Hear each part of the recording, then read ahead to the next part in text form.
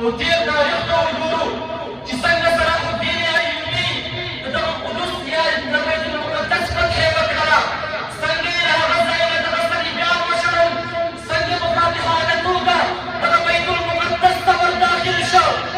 تاریخ به دا هم ولیکي چې د مصر صیادین بریان وو، لیکن په غزه کې مسلمانان د تندې له وجې شهیدان شول.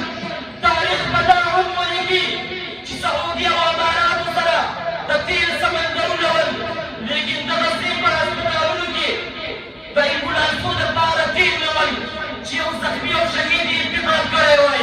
تاریخ به دا هم ولیکي چې د محمد مصطفی صلی الله علیه وسلم په سرزمین باندې د هغه مبارک مځکه باندې په ډالرو مصرفونه وکړل، د ډبانو د محفلونو لپاره، د ډبانو د کنسرتونو لپاره، د ښایست مقابلو لپاره. خو لیکن په غزه او فلسطین کې یو شین خوار ماشوم د تندې له وجې شهید کېږي.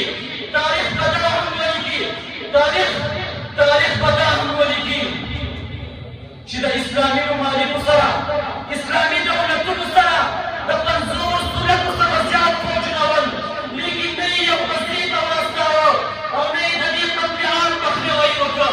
تاریخ به دا هم ولیکي چې بیت المقدس او فلسطین په هغه سرزمین باندې د یهودو او نصاراو لخوا د مسلمانانو قتلعام روان وه، لیکن د اسلام دعوه کوونکي اسلامي نظامونه د هغوی پر مخ غږ نشو پورته کولی، ځکه چې دنیا تاغوت ترې ناراضه نه شي.